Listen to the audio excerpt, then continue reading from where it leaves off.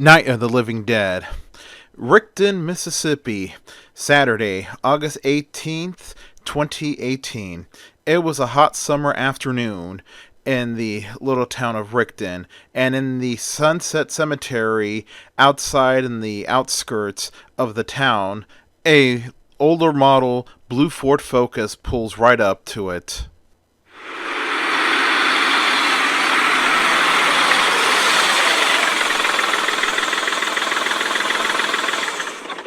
In the car were a man and a woman. They were siblings. Their names was Barbara Todd. She was the older sibling. She was 36 years old, heavyset woman with honey blonde hair. And her younger brother, 34-year-old Johnny Todd. He was average build with dark hair. And Johnny was complaining about the drive out to the cemetery, saying to his sister, "Well, here we are, Barbara. Like we do every year, we leave the comfort of Jackson, Mississippi, and drive 3 hours all the way out here to put a wreath on Dad's grave, and then we're going to have to do another 3-hour drive back. Oh man, what a way to waste my Saturday." And Barbara says to Johnny, "Well, we could have started this earlier in the morning if you didn't decide to sleep in until noon today." And then Johnny says to his sister, "Well, dear sister, I decided to sleep in today because I had a very rough day at work yesterday. I came home late and I needed sleep." And then Judy says to Johnny, "That reminds me, what time is it?" She looks at the dashboard clock and it said 6 p.m. And Judy says, "Oh, great, Johnny. Thanks to you needing to sleep in, we're not going to get back to Jackson until late night tonight." Then Judy grabs a cross-shaped wreath that was in the back seat and then gets out of the car. As Johnny was about to do the same, suddenly he heard the song on the radio get interrupted for an emergency bulletin.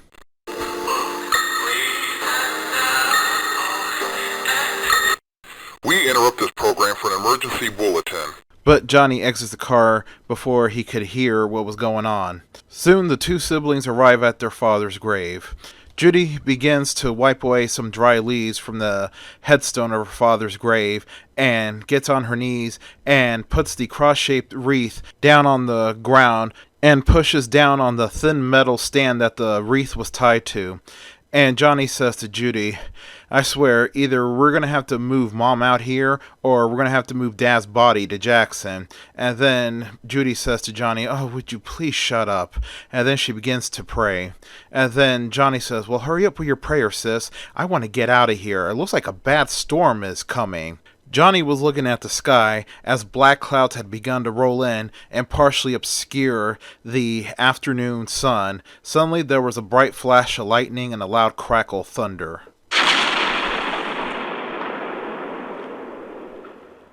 Johnny was getting a little nervous, and he says to Barbara, "Come on, Barbara, hurry it up. Save it for church tomorrow." And Barbara stops her praying, saying to Johnny, "Well, I haven't seen you at church lately." And Johnny says to Barbara, "Well, I have better things to do on my Sunday mornings, like sleeping in, than wasting time at church," he says to his sister. There was another bright flash of lightning and another violent crackle of thunder, and that one frightened Judy from her prayer. Johnny saw that, and he says to her, "Sis, I think you're scared." This is starting to remind me when we were kids and we used to watch those horror movies late night during a bad storm, and you always would get scared and didn't want to sleep alone. And then Barbara says to Johnny, "Oh, shut up." Then Johnny begins to taunt his older sister as if they were still children, and he says, "They're coming to get you, Barbara." And then Barbara says, "Oh, shut up, Johnny."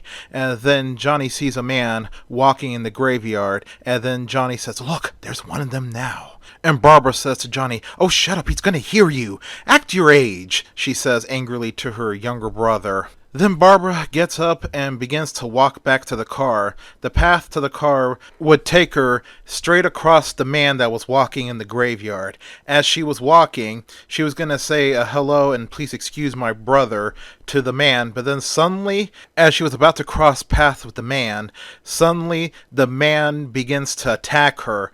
Barbara screams for help, and Johnny quickly comes to her rescue.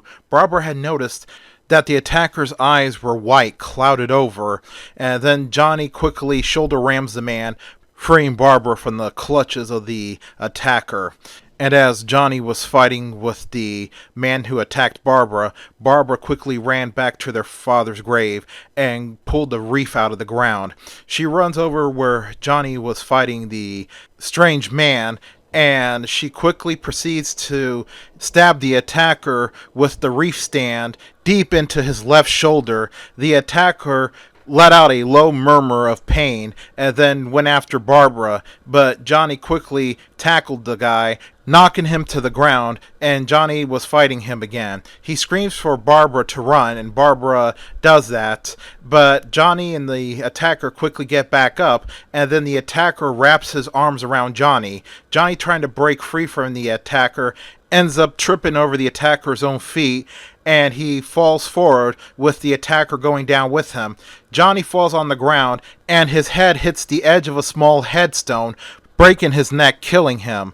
Barbara, who had at that moment turned back around to see how her brother was doing, saw in horror that her little brother was killed. She let out a blood-curdling scream, screaming his name. The attacker, hearing her screams, quickly gets back up and begins to shamble towards her. Barbara runs to the car and gets inside and locks the door. When she reaches for the keys, suddenly she realizes she didn't have the keys. Johnny did, and the attacker was coming quick towards her car. Barbara went to lock the other door, and then suddenly she sees a well-dressed man. This man was wearing a business suit, and he was coming towards Barbara's car. Barbara quickly pounds on the window, screaming for help, saying, Mister, help me! You gotta help me! Suddenly, to her horror, she saw something. The pants of the well-dressed man's business suit gets caught on his feet, and the entire business suit begins to come off. And as the business suit was starting to come off, Barbara could see on the man's chest the familiar shape of a Y incision of an autopsy scar. This man was dead, and Barbara knew it, and she also noticed that the man's eyes were the same as the first attacker's eyes. Suddenly, she was frightened by the first attacker, who was at the driver's side door, pounding on the window violently. Then Barbara quickly reaches for the emergency brake release lever, as the first attacker quickly backed off from his attack against the car. He goes towards one headstone that had a broken flower vase on the ground. He grabbed the stone flower vase and then shambled back towards the Ford Focus, and then with that stone flower vase, he smashes the driver's side window, trying to reach for Barbara. Then the second attacker, the one with the autopsy scar, reaches the Ford Focus and throws himself onto the hood of the car. He was beginning to pound on the windshield, but his actions of throwing himself onto the hood of the car caused the Ford Focus to begin to roll backwards. The car was starting to gain momentum, causing the autopsy-scarred attacker to roll off the hood of the car, and the first attacker to let go of Barbara. Well, finally, the Ford Focus crashed into a tree. Barbara quickly gets out of the car and runs as fast as her legs could carry her. She ran and ran through wooded areas,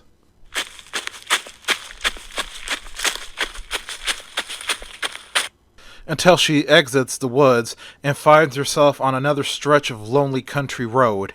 She pauses briefly to catch her breath, and then runs down the road. As she runs down the road, she sees an old farmhouse, and then she runs towards the farmhouse.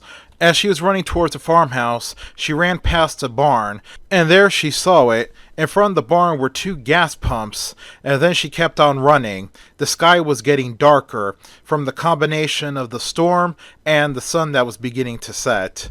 Well, she finally reaches the front door of the old farmhouse and begins to pound on it and ring the doorbell, screaming for help. But when no one opened it, she quickly decided to see if it was unlocked. She twists the knob of the front door, and voila, it was unlocked. She quickly darts inside the house and shuts the door behind her, locking it. And then she goes searching the darkened house, screaming for help to see if there's anyone home. As she was doing that, she hears a loud noise coming from outside of the house. She runs towards the window where the noise was coming from, and she looks out that window, and she could see in the side of the house another man that was acting violently, ripping cables off the side of the house. His eyes were the same as the two men that attacked her. Barbara quickly backs away from the window, wondering what's going on. Then she goes further into the house and was frightened by the sight of one room that contained taxidermied animal heads hanging on the wall. Obviously, the hunting prize of the man who probably once lived in here. Then, as Barbara made her way towards the stairs leading up to the second floor of the house, she saw it. There was blood on the ground, and it was dripping from the top of the stairwell. Then Barbara begins to cautiously walk up the stairs. She was scared of what she was going to find. She finally reaches the top of the stairs, and on the ground, right by the start of the stairwell, was a chewed up corpse that was staring right at her. Barbara quickly let out a scream and ran back down the stairs at high speed. Then she opens the front door and runs through the front porch and onto the grass of the front yard. Then suddenly she was blinded by the high beams of an incoming vehicle that was coming up to the front of the house very fast. The vehicle stopped, and then someone steps out of the vehicle and quickly runs in front of the high beams and runs up to Barbara. Barbara could then see that it was a young black man, and this young black man quickly puts both of his hands on her arms and asks her the $1,000,000 question. "Oh, lady, please, is this your house? Do you have a phone?" And then Barbara just nodded her head no while she was covering her eyes from the blinding light. The young black man looks around them and sees there were more of these attackers coming towards them. And then he screams at Barbara, "Come on, let's get inside the house. It's not safe." He then pulls Barbara with him as he was running inside the house. Once inside, he quickly shuts the front door and locks it. And then he says to Barbara, "Oh my goodness, it's a miracle I'm still alive. Oh my God, oh man." And then he turns around to look at Barbara, and then he begins to introduce himself. "My name is Ben, and I'm not from around here. I'm from Georgia. I live in Atlanta, and I was on my way back home to Atlanta when all this began to happen." And then Barbara introduces herself, saying, "My name is Barbara, and I'm not from around here either. I'm from Jackson." And then Barbara asks Ben, "What's going on?" And then Ben says, "It beats the hell out of me. I was on my way home when the crap began to hit the fan. And it's a long story. It seems to be happening all over the place, whatever's going on." And then Ben sees a phone on the table in the far corner of the room by the foot of the stairs. And then Ben walks over to the phone. It was a cordless phone, and Ben picks up the receiver and pushes the talk button, but there was no dial tone. Then he turns off the receiver, and he puts the phone back on the charger and says to Barbara, "Well, sure don't take long for the world to fall apart."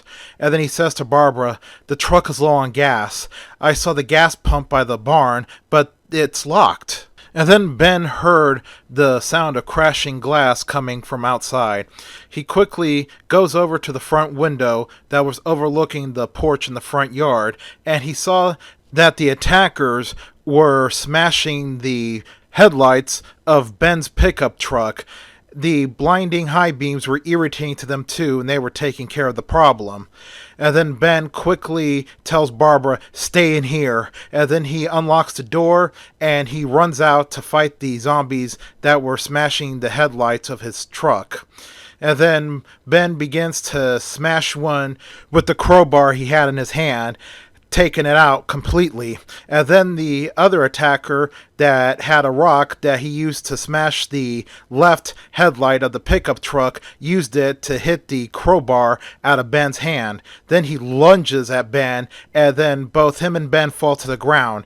He was trying to take a bite out of Ben, but Ben, using his strength and the aid of an adrenaline rush, quickly threw the attacker off of him. Then Ben gets back up, grabs his crowbar, and begins to beat the attacker's brain in with the crowbar.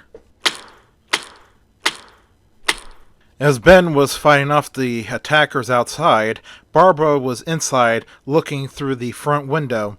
Not paying attention to her surroundings, she didn't notice that the kitchen door that led out to the backyard had opened, and in was coming one of the attackers, slowly sneaking up on her. When Barbara turned around as she felt something was coming behind her, the attacker was almost on top of her, and Barbara quickly leapt to the left as the attacker almost got her. And then she runs into the living room and grabs the fire poker. And then she lets out a loud scream and begins to hit the attacker over the head with the fire poker, bashing his brains in. Ben, hearing Barbara scream outside, quickly was running in the house, and he could see that the kitchen door was open and another attacker was shambling his way in. Ben shouts, "Die, you mother!" And then he charges towards the attacker, and with the crowbar, he stabs the attacker right through the forehead into the brain, and the attacker falls back outside. Ben quickly pulls the crowbar to the attacker's head and runs back inside the house. He shuts the kitchen door and locks it. Then he goes to check on Barbara, and he asks Barbara, "Are you okay?" And Barbara says, "Yes, I'm okay." And then Ben says to Barbara, "We need a fire." Then he goes to the kitchen, he turns on the light, and he begins to search the kitchen for anything to start a fire. He found a grill lighter, and he found several cans of lighter fluid, and he says to Barbara, "Excellent." And then he goes into the living room where the dead attacker was, and he says to Barbara, "Help me get this thing outside to the backyard."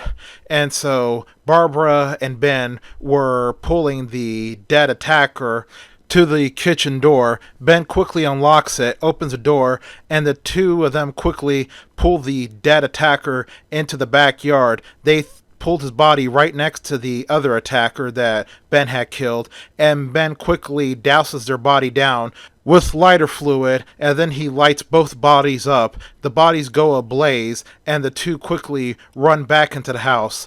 Ben locks the back door, and then he says to Barbara, "Okay, we need something else for the front."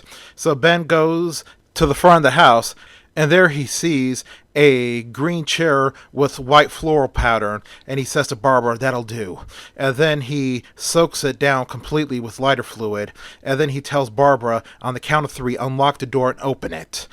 So after Ben finished counting down to 3, Barbara quickly unlocked the front door and opened it. Ben quickly pushed the chair right outside onto the front lawn and lit it on fire. Seeing the flaming chair, the attackers quickly backed away, and Ben runs back inside the house and locks the front door, and he says to Barbara, "The fire will keep them away for a while. They're afraid of fire," he says to her. And then the two of them sat down in the living room to catch their breath. And then Barbara asked Ben, "What the Sam hell's going on? Why are they attacking us? You said it was going on all over the place." And then Ben says, "It is. I'm still as much in the dark as you are," he says to Barbara. And then he explains to Barbara what happened to him. And he says to her, "Well, I'm a truck driver. So I was leaving Louisiana on my way back home to Atlanta. See, I'm a father of 2 boys, 6 and 8, and they're staying with my mother as my wife has been dead for a couple of years. Well, I had just pulled into Picayune and dropped off my load, and I noticed something weird was going on in Picayune. The truck center where I was going to drop off the cargo seemed to be closed, which was unusual. So I just unloaded everything and started my way back to Atlanta. As I was exiting Picayune, I had heard on the CB a lot of the guys were talking about riots and attacks.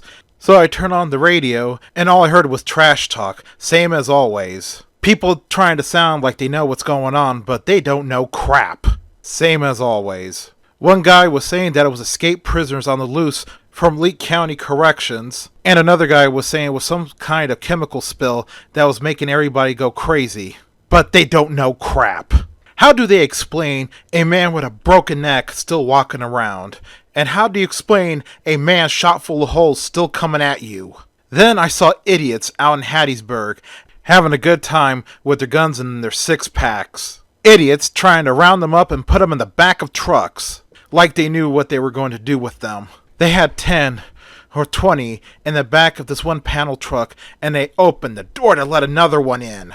And the ones that were already inside came spilling out of there like they were bugs. Then Ben goes on to further explain to Barbara how he ended up here. And he says to her, well, I had just exited Hattiesburg, and I was heading towards Rickton.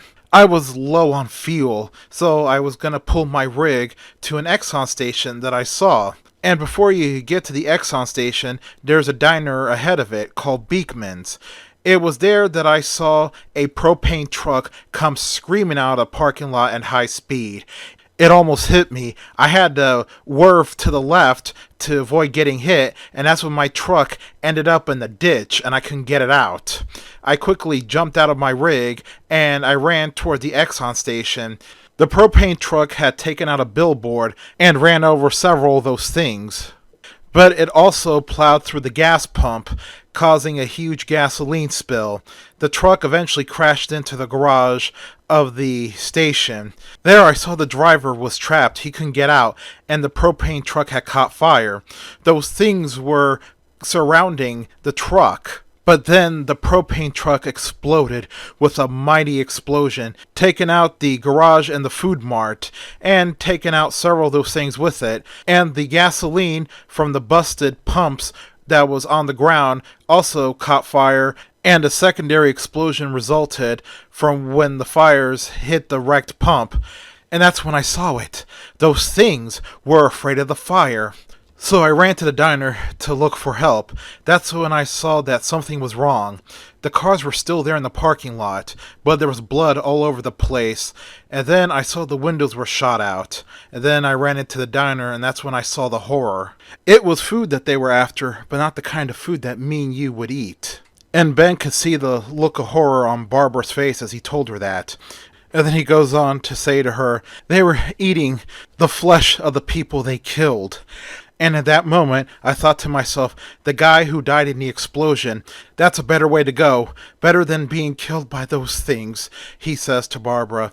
And then he says to Barbara, then this good old boy comes into the diner, packing an AR-15. He was screaming and shooting up those things. I dove to the ground so I wouldn't get hit.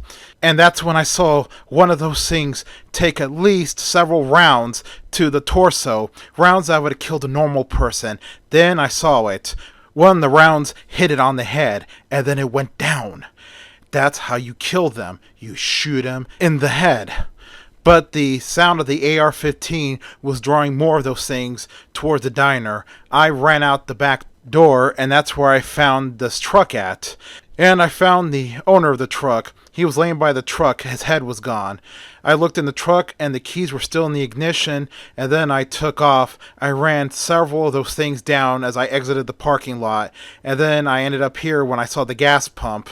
And then Ben finishes the story by saying to Barbara, I don't know what's going on. It's no gas spill that I ever seen making the dead come back to life. What's going on is pure hell on earth, and I'm scared, he says to Barbara.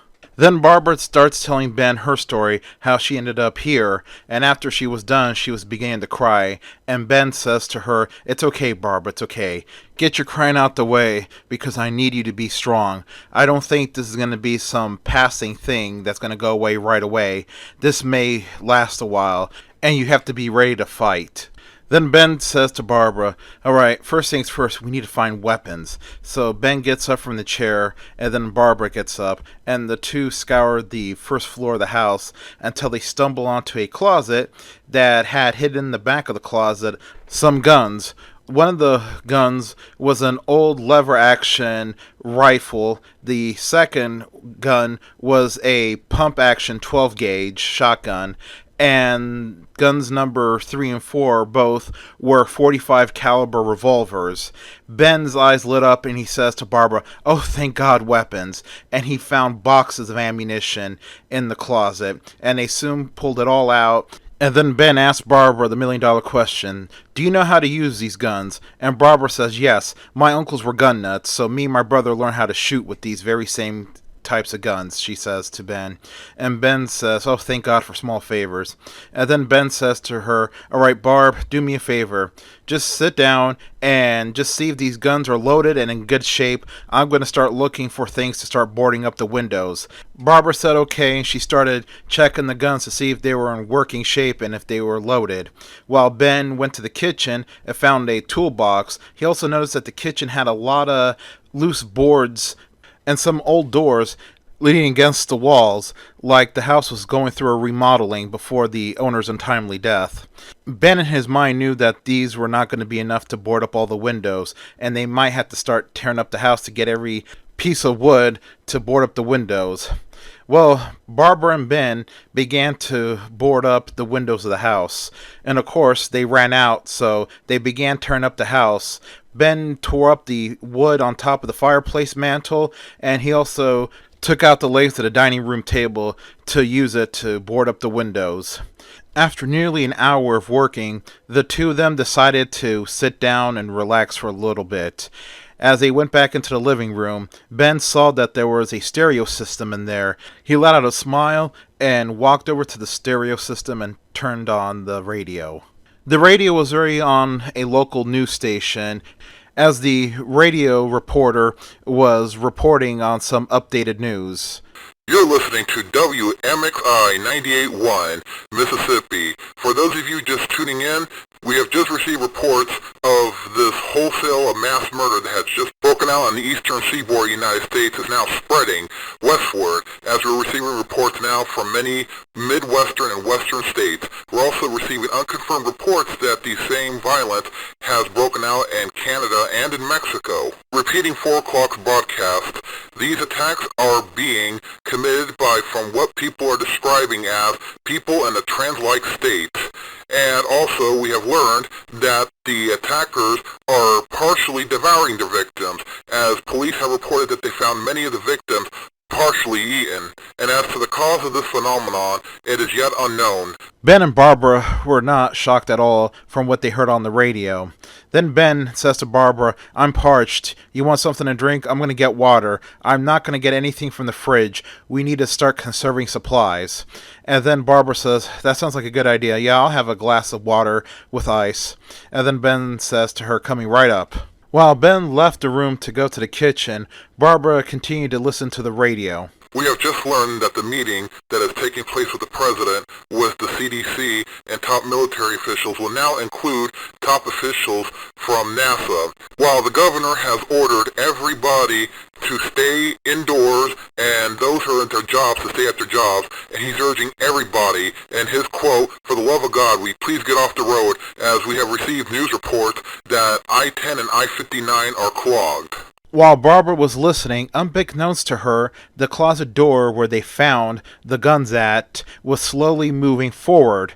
Behind that closet door was a door that was obscured by it. It was the door to a basement they didn't even know about. And soon, 2 figures emerged from the basement. Barbara screamed loud, and Ben, who was getting water, quickly put the glasses on the counter and ran into the room with his revolver drawn. And to his surprise, it was not zombies. It was 2 normal-looking men. One man who was young in his teens, and another man who was middle-aged, bald, in his 50s. And the kid was saying, "Whoa, mister, don't shoot, it's just us." And Ben screams, "Who's us?" And the kid's like, I'm Tom, and this is Mr. Harry Cooper. We were hiding in the basement for hours down there with Mr. Cooper's wife and daughter and my girlfriend, Judy Rose Larson. And Ben says angrily to Tom, and then how come you didn't come up here to help us? And Harry Cooper says to Ben, well, we didn't know if you were one of those things. And then Tom says to Ben, frankly, we heard the woman scream. We were just scared. Honestly, we were super scared. We heard everything that was going on up here. Then Harry Cooper hears a radio and he says aloud, "A radio!" And he runs over to the stereo system and turns up the volume. Ben puts away his revolver and asks Tom, "Do you live in this house?" And Tom says, "No, this is not our house. We know the lady who lives in the house. We live a few miles down the road." And Tom began to tell his story that him and Judy Rose were walking towards a local pond to go swimming when they heard the news report on Judy's radio, and Tom received the emergency alerts on his cell phone. And then they ran to the house and they found that the woman was dead. And then he says to Ben that's when Mr. Cooper showed up with his wife and daughter who was sick, and they ran down the basement and stayed down there till now. Ben introduced Barbara to them and briefly explained to them their situation. And after they were done, Harry Cooper says to them, well, now that we got the introduction out the way, now let's all go down to the basement and ride this thing out. And then Ben says to Harry Cooper, whoa, whoa, whoa, mister, I am not going to board myself up in the basement. I've been working up here hours boarding up the windows. That basement is a death trap, he says to Harry Cooper. And Harry Cooper starts getting angry, saying to Ben, listen to me, mister. I say the basement is the safest place to be right now. And then as things were getting heated, Tom says, well, okay, guys, cool it. And he says to Harry Cooper, Mr. Ben has a point. Say if those things get in the house and they tear down the basement door, there's no place to run. We'll be goners down there. And Harry Cooper says, the door to the basement is solid. We'll be safe. And then Ben says to Harry Cooper, well, if you want to lock yourself in a basement, by all means do it. I'm going to stay up here where I have a fighting chance. And if enough of those things break down the barriers we put up, we still can get out the back. And then Harry asks Ben, then how are you going to get to the truck if there's too many of them in the front? And then Ben says to Harry, I'll figure out a way. And then Ben asks Harry, do you have a car? And Harry says, no, my car was flipped over by those things. They're very strong. And Ben says to Harry, oh, come on, 5 men could flip over a car easily. And then Ben asks, what about you, Tom? And Tom says, I have my driver license, but I don't have a car. And Judy Rose has also her license, but she also doesn't have a vehicle. And then Ben's like, just great. And then Harry Cooper asks Ben, so how low is the fuel on the truck? Because we probably still could make it to Hattiesburg on fumes. And then Ben says, it's out of the question. Hattiesburg is 22 miles away, and I just escaped from Hattiesburg. It's a war zone, trust me. Then Harry Cooper, getting angry, says to Ben, well, then who the hell died and made you in charge? And Ben says angrily to Harry Cooper, well, if you want to be in charge, go back down to the basement where you're in charge. While you're up here, I'm in charge, and that means everything's under my control, including the food, the water, and the weapons. And then Harry says, you can't do this to us. We need food and water and weapons to defend ourselves with. Plus, my daughter is sick. And then Ben says to Harry, well, it's not my fault that her dad is an idiot. Go back downstairs and leave us alone, Mr. Cooper. Then Harry says, fine, I'll go into the basement. But wait, you're all going to be pounding on the door to get down there when things get very bad up here. And we'll see if I'll help you out, you stupid. And then he was about to say the N-word to Ben. And then Ben says, go ahead, say it, so I know where we stand. Harry Cooper then goes storming to the basement. Before he shut the door, Tom stops him. He says, wait, Mr. Cooper, let me get Judy. And then Tom calls his girlfriend, Judy Rose Larson, up. And as soon as Judy exits the basement, Harry shuts the door and boards it up. And then Tom tries to plead with Mr. Cooper, come on, Mr. Cooper, if we stay up here and work together, we can make it. And Ben says to Tom, forget it, kid. You're wasting your energy. Guys like him, they're hard-headed, and it's got to be their way or the highway. After he was finished, then Ben introduced himself to Judy Rose. And then Barbara introduced herself to Judy Rose. And then Barbara asked the two young couples, so how old are you two? And then Tom says, well, Miss Barbara, I'm 17 years old, and Judy Rose here is 16. Then Ben informs the young couple on what was going on, saying to them, all right, so I got mostly the living room boarded up. And if push comes to shove, we could take refuge in there. Right now, we got to get the rest of the first floor boarded up. So we're going to go upstairs and see if there's any wood upstairs to use down here. And then Tom says, Mr. Ben, I must warn you, there's a dead body up there. Are you squeamish? And Ben says, no, Tom, I've seen enough gore for the last several hours to last me a lifetime. And then the two men go upstairs, and Ben sees the chewed up body of the previous owner of the house. And he says to Tom, Tom, help me. And the two men grab the body, and they throw it out from one of the upstairs bedroom windows. Meanwhile, outside, a few miles down the road from the farmhouse, There was a wrecked car, and it looked like that the car had crashed against a tree at high speed. Inside the wrecked car were four people, a husband and wife in the front, and two teenage kids in the back, a boy and a girl.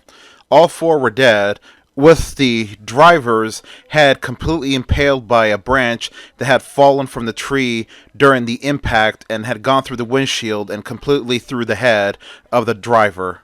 Soon the three other dead bodies inside began to stir as they began to lift their heads and open up their clouded white colorless eyes. Outside the vehicle, it was surrounded by zombies, as the zombies had begun to open the door of the driver's side and pull out the dead body of the driver, and they began to feast. As that was going on, more zombies were making their way down the dark country road.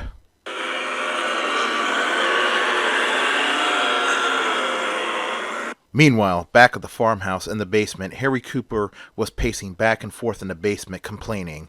Down there was his wife, Helen Cooper, who was a decade younger than him, with dark hair, and their 12-year-old daughter, who was laying on a work table, sick with a bandage wrapped around her left arm. Helen and Harry's marriage was very rough, oftentimes strained, but they had been together for a very long time, and they put up with each other.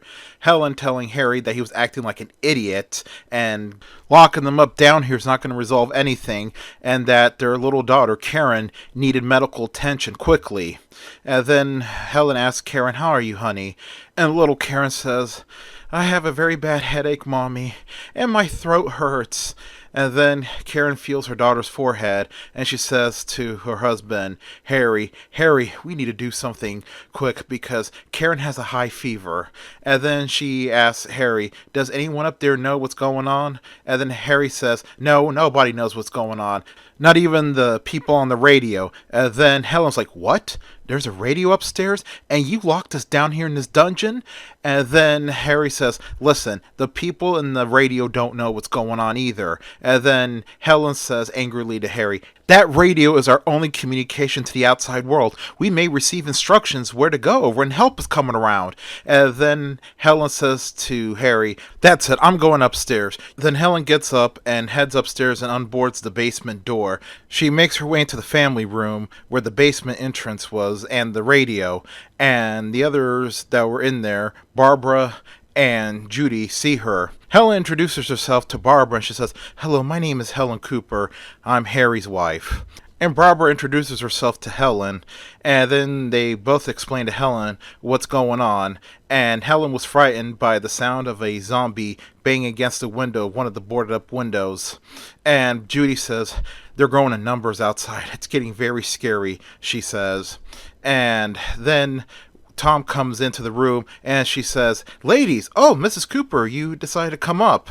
And then he goes on to explain their discovery. "We just found a new TV in one of the closets upstairs and some digital rabbit ears. So Ben is going to bring it down and we're going to hook up and see what the television says." Then Ben comes in the room with the new TV and the digital rabbit ears, and then he says to Helen and Judy, "Okay, ladies, get this television hooked up and working. Me and Tom are going to go board up the last window." And then Ben sees Helen Cooper, and Helen introduces herself to Ben, and Ben says, "Well, it's nice to meet you, Mrs. Cooper. I wish we could have met under better circumstances." And then he asks if the ladies filled him in on what was going on, and Helen Cooper says to Ben, "Yes." And then Ben puts down the TV and says to Tom, "Come on, Tom, let's get this last window boarded up." The fire outside in the front yard has gone out, and now they made their way onto the porch, he says to the young man, and the two men quickly hurry off to get the last window boarded. That window was located in the dining room, and it was the only window in that room. As Tom and Ben were quickly hammering the boards to it, one of the zombies quickly broke through the window and was trying to get inside. As he was pushing against the board with his body, he had reached out with his arms to the back end of the door where Tom and Ben were fighting, pushing the door up against the window. The zombie was able to grab Tom's left arm, and Tom quickly smashed the zombie's hand with a hammer, breaking it, and the zombie let go of Tom's arm. The women ran inside the room when they heard the commotion, and Judy quickly began screaming aloud.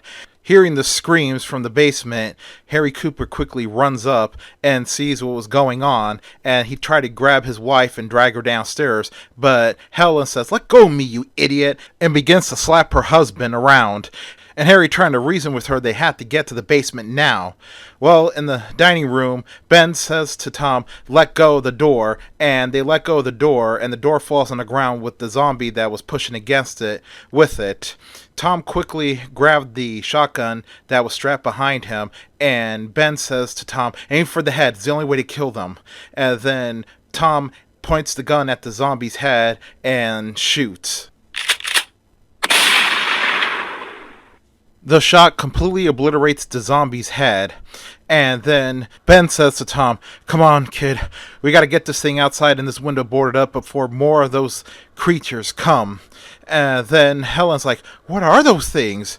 And Tom says to Helen Cooper, "Well, Mrs. Cooper, according to Mr. Ben, this is the dead come back to life to attack us." And then Harry Cooper says, "That's a load of horse crap, kid. The dead do not come back to life. This is probably just some crazy man or someone under the influence of something that's causing these people to act like this." Soon Ben and Tom quickly pick up the headless zombie and fling his body outside the shattered window.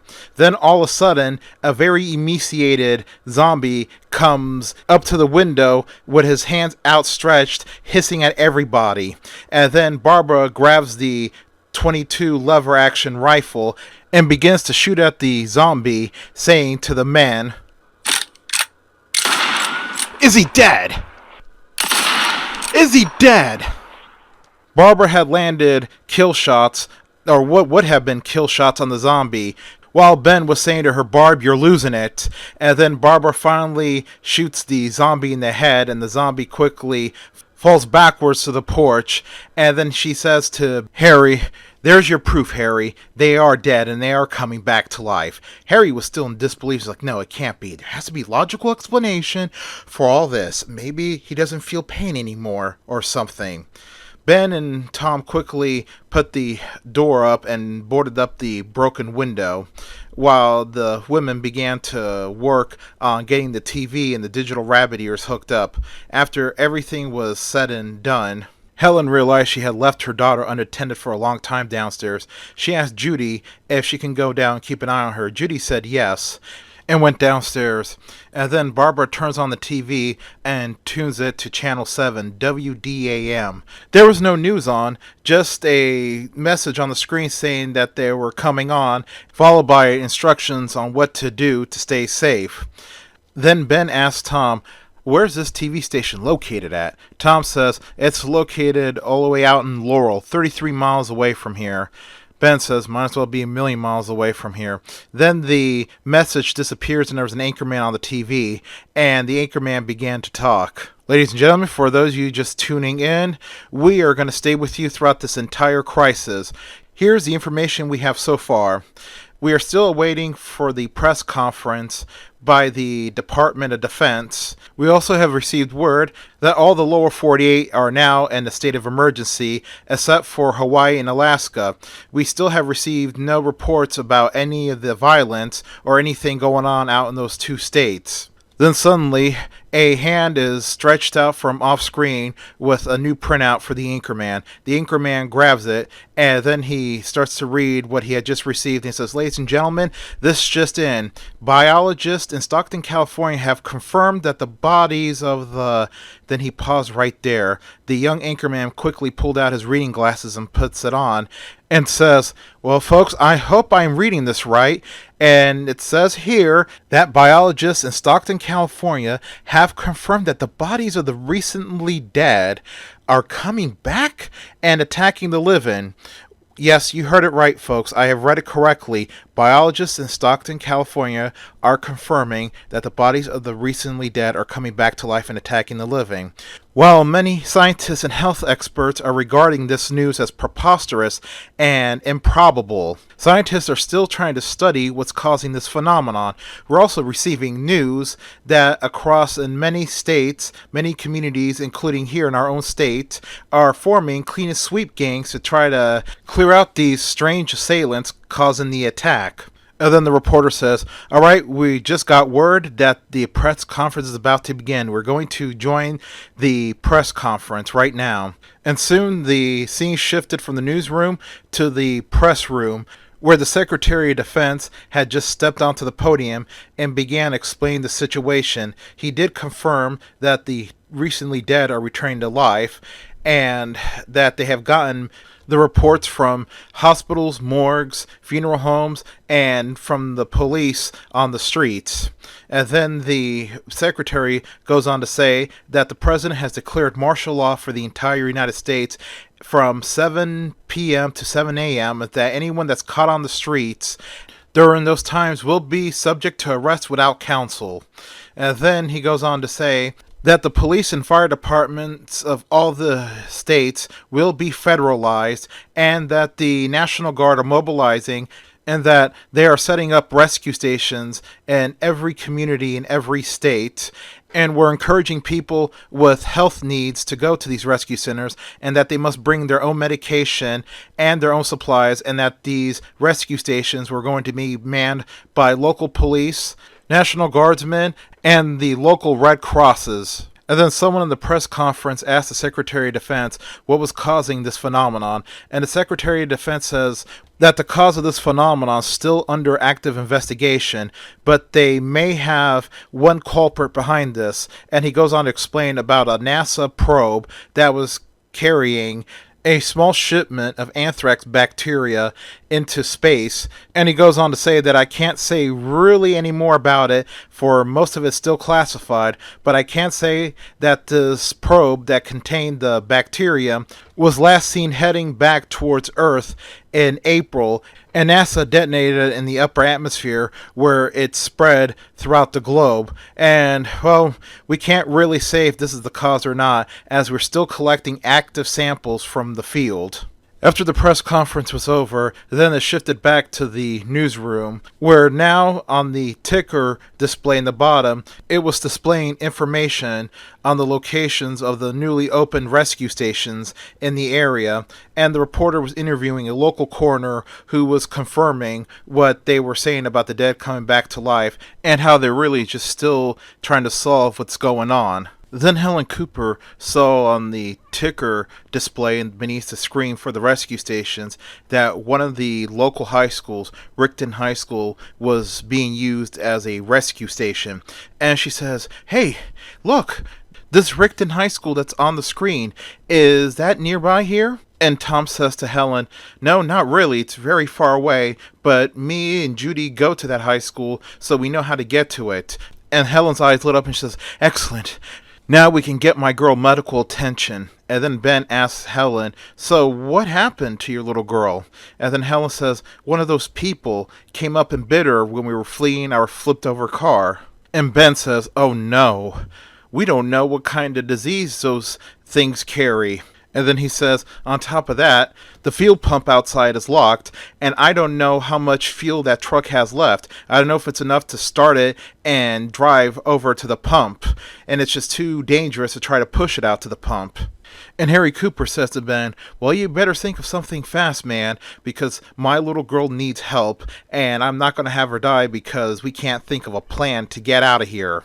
And then Ben says, I have an idea. Have Judy come up here.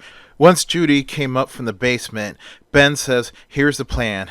Me and Tom are going to get that truck started, and we're going to head to the pump, and we're going to have to fill it up. Now, one of the things we have to do is find the keys to the gas pump, and the other thing we have to do is make Molotov cocktails and chuck it out the window, because there's a lot of those zombies out there surrounding the truck, And Harry says to Ben, well, I saw some big cans of kerosene down the basement. And Ben said, excellent. The other thing we have to do is get everything ready. Get all the supplies and everything ready to go. Because as soon as we get the truck fuel up, we're coming right up to the door. Everyone loads up and we head right out.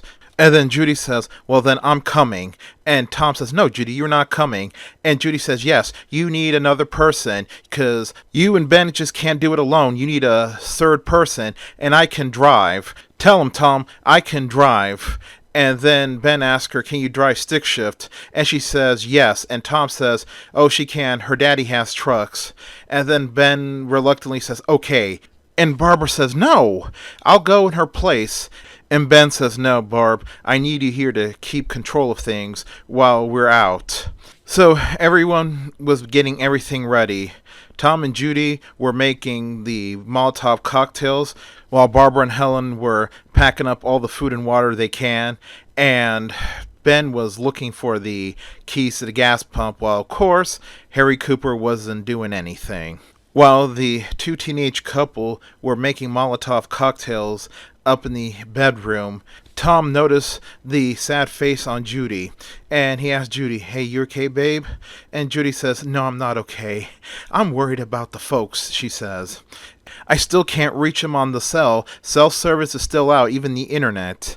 And Tom says to Judy, hey, it's okay, babe.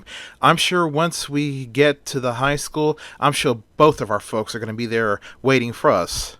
And then Judy says to Tom, I hope you're right, honey, I hope you're right. I have a very bad feeling. I feel that this is not some passing thing like a bad storm. This thing that's going on is not going to go away anytime soon. And I hope to God Almighty that you make it through this thing okay. Tom hugs Judy tightly and gives her a gentle kiss, and he says, it's okay. You'll see that this thing will pass, and next thing you know, it'll just be a terrible memory. We'll just be back in school with all our friends, having fun like we were before. The young couple make their way back downstairs as Ben had grabbed one of the table from the dining room table and wrapped some sheets around it and soaked it with lighter fluid. Tom says, Mr. Ben, the Molotovs are ready upstairs. And then Ben says, okay, Harry, go upstairs, and when I give the signal, light them up and throw them out into the yard. Be careful if you hit the truck. Harry acknowledges it and starts going up the stairs. And then he gives the .22 rifle to Barbara, and he says, all right, Barbara, you're going to have to play sniper. You see the hole through that window? Just get ready to cover me and Tom from a distance. Barbara says, okay. And then she goes up to Tom and Judy, and she says to both of them, you two be very careful up there. I don't want to see none of you get hurt. And then she says to the two of them, I just wish I could have had you two as students. And then Judy's eyes lit up, and she says to Barbara, you're a school teacher? And Barbara says, yes, I'm a high school teacher over in Jackson. Tom's face also lit up with a smile, and he says, I promise, Barbara, we'll be very careful. I swear on my grandmama's grave, he said. Then Ben asks Judy if she can shoot, and Judy says, yes, I can shoot very well. And then Ben gives her the second .45 revolver, and then he proceeds to give Tom a set of keys that he found in the kitchen, and he says to him, I hope to God that one of them is the key to the gas pump. And then he says to everybody, all right, so the zombies on the porch are going to be the hard ones to get past. Once we get in the yard and they're scattered from the Molotov cocktails, it'll be easier from then on. Everyone acknowledges it, and they were getting ready. Ben lights his torch, Barbara gets into position, and Judy readies her gun, and Tom clutches his shotgun. And then Ben screams for Harry Cooper to light him up. Harry Cooper, who was in one of the bedrooms that was facing out to the front yard, had opened the windows, and he grabbed the first Molotov cocktail, lit it up, and chucks it out.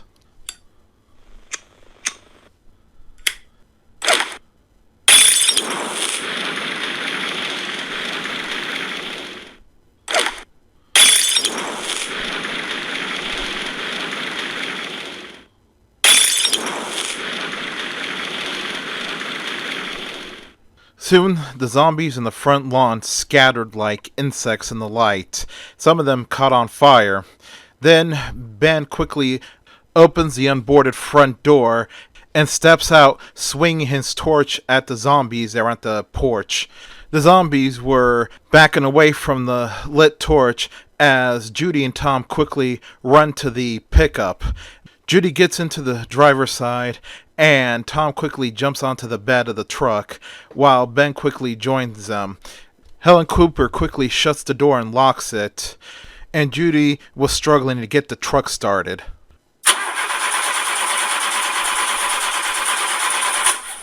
Finally, the truck started, and Judy backs the truck up and drives out to the pump. As she had made a sharp turn at high speed, it threw Ben right out of the bed of the pickup, and he landed hard on the ground. Ben quickly got up and faced a few of the zombies that were out there. It was a little safer where they were at, as the zombies were more scattered. While Tom was screaming at Judy that she had lost Ben, but Judy was so focused on the road and so terrified that she pretty much was tuning everything out around her. Well, they finally arrived to the gas pump, and Tom quickly jumps off the bed of the pickup and tells Judy that they lost Ben. And then Judy screamed at Tom, "Why didn't you tell me?" And Tom says, "I did, I was screaming at you." And then Tom says, "Never mind, let's get this truck filled, then we'll go back for him." After he said that, the truck stalled. Judy began to try to start it up again. Tom went for the gas pump and tried to unlock it, but all the keys on the key ring didn't fit. He says, "Oh, damn it!" And Judy screams, "What is it?" And Tom says, "The keys. None of these are the keys." Then Tom grabs the shotgun that was behind his back. He went to shoot the lock. Ben was nearby, and Ben was screaming, "No, don't do it," but his plea fell on deaf ears as Tom shoots the lock off the gas pump, and the shotgun blast also hits the hose and causes fuel to spray out, hitting Ben's lit torch on the bed of the pickup truck. Sure enough, it resulted in a massive explosion.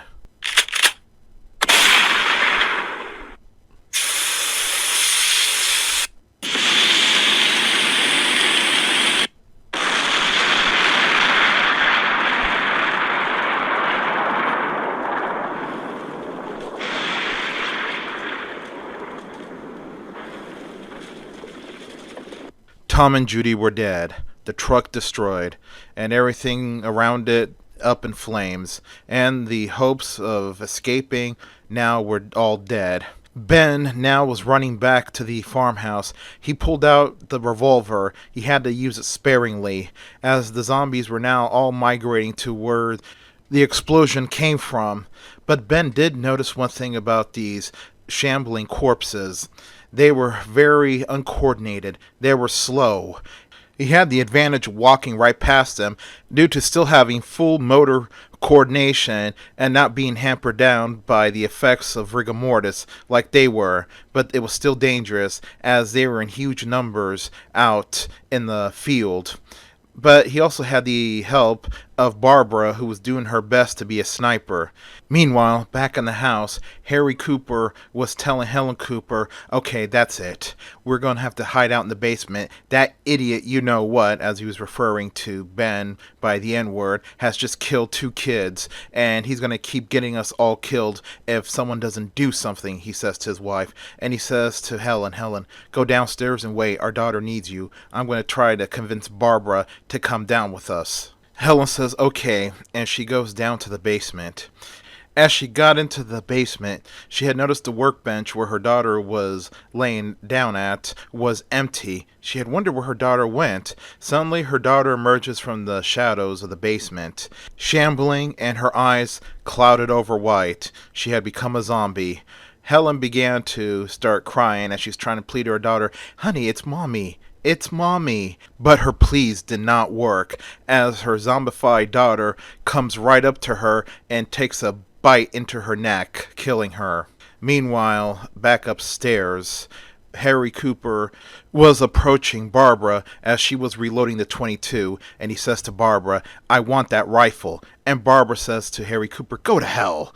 As soon as she was finished reloading it, Harry Cooper quickly reached out for it and tried to wrestle it out of her hand, but Barbara was not going to let go of that rifle, and the two were engaged in a bitter struggle for the rifle. As that was going on, Ben had arrived to the front door of the house, and he began to violently pound on the door, screaming for someone to let him in. Of course, it was drawing the attentions of the zombies, as they were now heading towards him. But aided by an adrenaline rush, Ben was able to kick open the door, and as he did that, at that very moment, Harry Cooper was able to pull the rifle out of Barbara's hands. He got onto the lower level of the stairwell, and he points the gun to both Barbara and Ben had his revolver pointed at Harry, and Harry says to Ben, referring to him by several racial slurs, "You had your chance, and you literally blew it. Now, I'm going into the basement, and I'm not letting anybody in there." And after Harry had said that, from out of the darkness of the living room emerged the zombified daughter of Harry Cooper. And Harry was like, "Karen? Honey, it's Daddy." She turns to look at her father, and then she looks with her clouded over white eyes at Ben and Barbara. She didn't know who she was going to attack first. And Ben says to Harry Cooper, "Shoot it, Harry." And Harry says, "No, that's my daughter." And then Ben went to take aim at the zombified little girl, and Harry screams, "No, you son of a..." And then he starts unloading several rounds into Ben. Barbara screams at both of them to stop it. Ben was shot 2 times in the abdomen and 1 time in the chest, and Barbara was unarmed. She had looked around for something to defend herself with, and she quickly grabbed a 2x4 that was on the ground. And as she did that, a zombified sheriff deputy comes through the front door. Barbara quickly whacks the zombie in the head hard enough to kill it, and then she reaches for the now deceased sheriff's deputy's gun belt and pulls out his service 9mm. As she was doing that, the zombified Karen was slowly making her way towards her, mouth wide open, and Barbara quickly shoots the zombified Karen right in the head, and her father Harry Cooper screamed "No!" and he quickly pointed the rifle at Barbara, but Ben was able to get a round off into his shoulder, causing him to drop the rifle as he was clutching the bullet wound in his arm with his other hand. And then Barbara finished the job by shooting Harry Cooper in the head, killing him. She quickly runs over to the injured Ben, and Ben says to her, "I'm really hurt. I don't think I'm going to make it. Go now, save yourself." And Barbara says to Ben, "I'm not going to forget you. I'm not going to forget you." And then she runs to the stairwell and grabs a rifle and runs up the stairs as Ben now was fumbling his way to the basement. The zombies were now coming into the house through the open door, and a lot of them were now smashing the boards that had boarded up the windows and coming in through the window. Ben had barely just made it into the basement as he shut the door and put the giant wooden bar that would seal up the basement door. Ben was praying in his mind that it would hold as he was walking down the stairs. Finally, when he reached the bottom of the stairs of the basement, he sees the dead body of Helen Cooper, and he could see that the dead body was starting to move. She was coming back to life, and Ben shot her in the head. Then he made his way to the very far end of the basement where there was another workbench. He pulls out the chair and he sits down. He didn't know how long it was before he was going to die from his wounds. He saw there was a radio on the bench, and he turns on the radio, and the radio broadcast was saying, "Do not attempt to reach friends or family, and please stay in your home and secure it as much as you can. If you're out in the streets, please find a place that is secure and safe enough, and if you can, make your way to one of the rescue stations. Repeating the 9 p.m. advisory, the bodies of the recently dead are returning to life and attacking the living. The cause of this phenomenon is unknown, as scientists are still trying to figure out what is going on. And the governor of Mississippi has declared a state of emergency and is advising residents to stay in your homes." As Ben was listening to the radio, he looked up at the wall of the workbench. There were many tools that were hanging from the walls, but he saw one thing that got his attention. It was one key with a white tag, and on the white tag it was written gas pump. Ben let out a smile and began to laugh maniacally. Meanwhile, upstairs in the second floor of the house, Barbara had found the entryway to the attic in the hallway. She quickly pulled down the ladder, climbed into the attic, and folded the ladder back up and pulled the string up. Now she was safe and sound in the attic. Several hours later, it was dawn, and Barbara was awakened by the sound of helicopters flying overhead. She had looked out from one of the exhaust gratings of the attic and could see the sight of men shooting down zombies. It had to be one of those clean and sweep gangs that she heard about in the TV and the radio. Indeed, it was. It was one that was organized by the local sheriff, and they were making their way to the farmhouse.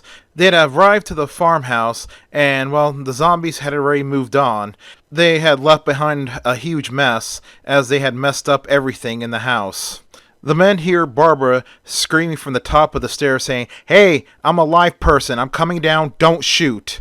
And Barbara makes her way downstairs, and the men introduce themselves, and Barbara introduces herself, and she says to them, "Oh, thank God, you guys are here. I wish you had come a few hours earlier." And one of the men says to Barbara, "Well, lady, don't worry, you're safe with us now." And Barbara had heard the sound of chainsaws coming from the living room, and she looked into the living room and saw two other men were there. One had the chainsaw and was cutting into the basement door as he was cutting the huge wooden beam that held the door shut in half. After he did that, he had opened the basement door, and sure enough, a zombified Ben emerged from the basement. The second man, who had an assault rifle, quickly shot the zombified Ben in the head. Barbara was sad. Her dear friend throughout the whole ordeal was dead, and there was nothing she could do. Well, she went outside of the house where there were more men and women rounding up the dead zombies they all shot and putting them out in a huge pile out in the front of the house, ready to be cremated. There was also news crews out there, and the sheriff was talking to one of the news crew. Well, Barbara was now safe, but this was far from over. Whatever this thing was that has brought the dead back to life was just starting. Like and subscribe. The end.